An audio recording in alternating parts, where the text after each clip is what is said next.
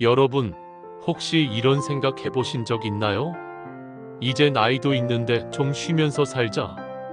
많은 분들이 은퇴를 꿈꾸며 여유로운 삶을 상상합니다. 매일 반복되던 업무에서 벗어나 자신만의 시간을 오롯이 즐기는 모습은 분명 매력적으로 다가올 것입니다. 하지만 막상 은퇴 후에 찾아오는 현실은 예상과 다를 때가 많습니다. 정말 일을 그만두고 집에만 있으면 몸이 더 무겁고 더 피곤해지고 이상하게 기운이 없어지는 경험을 하기도 합니다. 어떤 분들은 오히려 은퇴 전보다 활력을 잃고 우울감에 빠지기도 합니다. 이건 단순히 기분 탓일까요? 아닙니다. 이 현상은 단순히 심리적인 영향만을 의미하는 것이 아닙니다. 실제로 일을 멈추는 순간 우리의 몸과 뇌는 서서히 늙기 시작한다는 과학적 연구 결과들이 속속 발표되고 있습니다. 오늘은 일해야 안 늙는다는 말이 왜 과학적으로 사실인지 그 이유를 심층적으로 분석하고 다양한 관점에서 하나씩 풀어보려 합니다. 노년기의 삶의 질을 높이고 건강하게 보내기 위한 실질적인 방안들을 함께 모색해보는 시간이 될 것입니다. 우리 몸은 쓰는 만큼 유지되고 안 쓰면 사라지게 되어 있는 정교하고도 냉정한 시스템을 가지고 있습니다.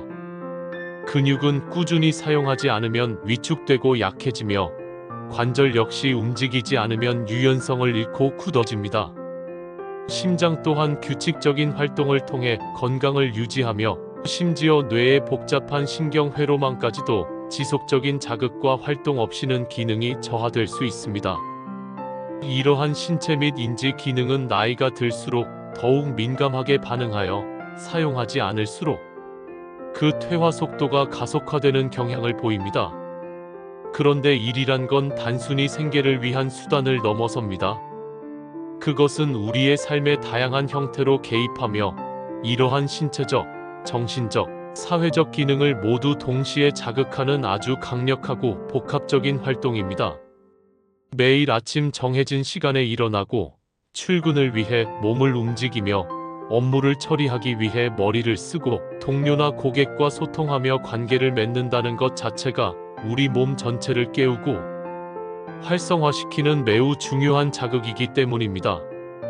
이러한 일상적인 활동들이 쌓여 우리 몸과 마음의 건강을 지탱하는 강력한 기둥이 되는 것입니다. 최근 한국 사회는 급격한 고령화로 인해 은퇴 후의 삶에 대한 관심이 그 어느 때보다 높아지고 있습니다. 특히 은퇴 후에도 노동을 지속하는 것이 건강에 어떠한 영향을 미치는지에 대한 연구가 활발하게 이루어지고 있으며 많은 연구들이 노동의 긍정적인 효과를 지지하고 있습니다. 은퇴 후에도 일을 계속하는 사람들을 보면 공통점이 명확하게 관찰됩니다. 그들의 눈빛은 또렷하고 표정은 생생하며 걸음걸이는 가볍고 활력이 넘칩니다. 이는 단순히 개인의 타고난 체력이나 낙천적인 성격 때문만은 아닙니다. 이러한 활력은 은퇴 후 노동이 가져다주는 복합적인 긍정적 효과의 결과입니다. 먼저 신체를 움직이면서 근육과 혈류가 활발하게 유지됩니다.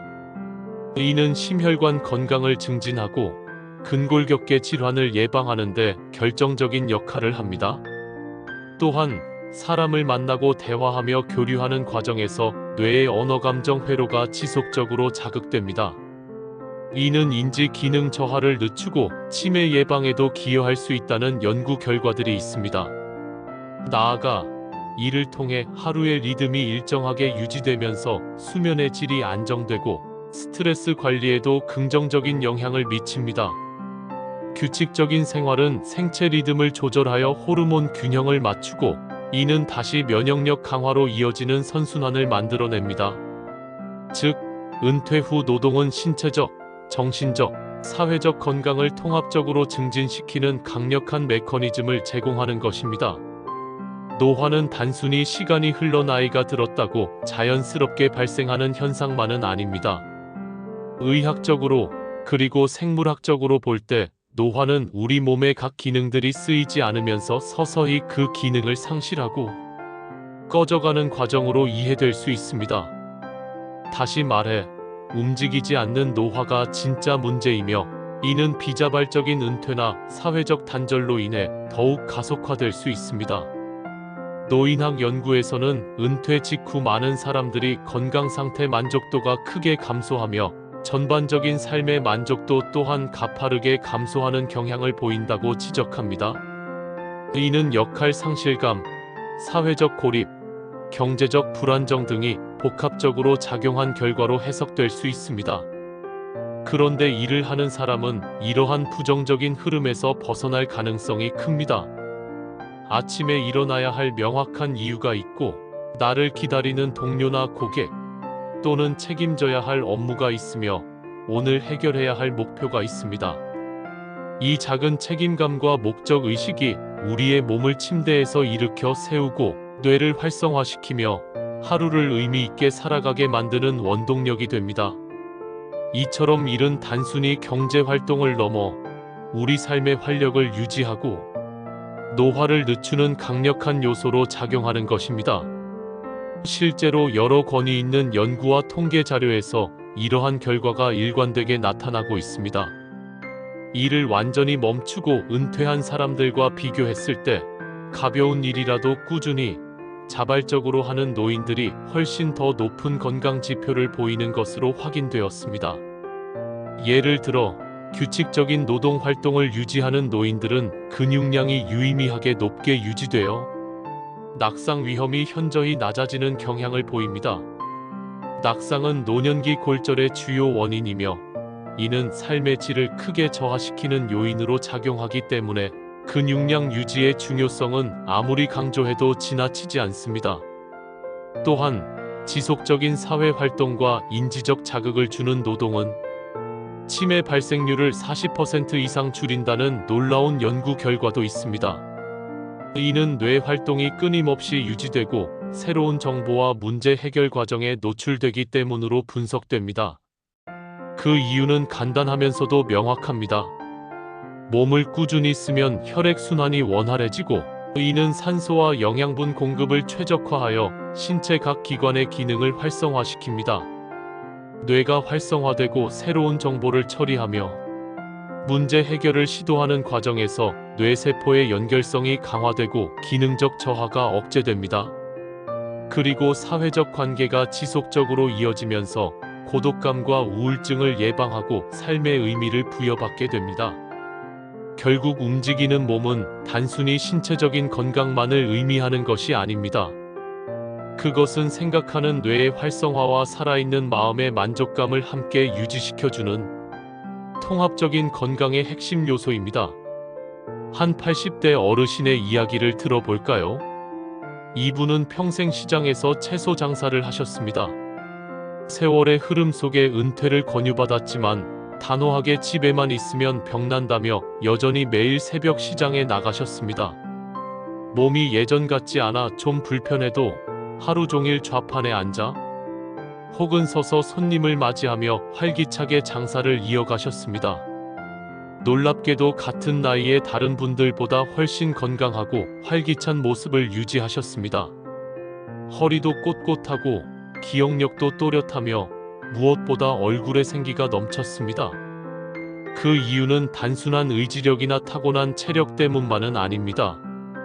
이분은 여전히 몸을 쓰고 끊임없이 사람들을 만나고 소통하며 사회 속에서 채소 장수라는 자신만의 중요한 역할을 굳건히 유지하고 있었기 때문입니다. 이러한 활동들은 그녀에게 신체적 운동은 물론 정신적 자극과 사회적 유대감을 동시에 제공했던 것입니다. 우리 몸은 정말 신비롭게도 나 아직 필요해, 나 아직 쓸모 있어라는 긍정적인 신호를 받을 때 그 기능을 최대한 유지하려고 노력합니다. 세포 하나하나가 살아남기 위해 애쓰고 기능적 퇴화를 늦추려는 경향을 보입니다. 반대로 이제 쓸데없다, 내 역할은 끝났다고 생각하는 순간부터 근육이 급격히 줄고 면역력이 떨어지며 전반적인 기운이 빠지는 것을 경험하게 됩니다. 이것이 바로 은퇴 후 급격히 건강이 나빠지는 사람들의 공통적인 특징 중 하나입니다. 그들의 활동이 멈추고 사회적 역할이 사라지면서 몸과 마음이 스스로를 포기하는 경향을 보이는 것이죠. 따라서 이 문제는 단순히 돈을 벌고 안 벌고의 경제적 차원을 넘어섭니다. 은퇴 후에도 매일 나를 움직이게 하고 나에게 의미와 목적을 부여하는 의미 있는 일이 있느냐 없느냐의 훨씬 더 근본적인 문제입니다. 이러한 의미 있는 활동이 있을 때 우리의 몸과 마음은 더욱 오래 활력을 유지할 수 있습니다.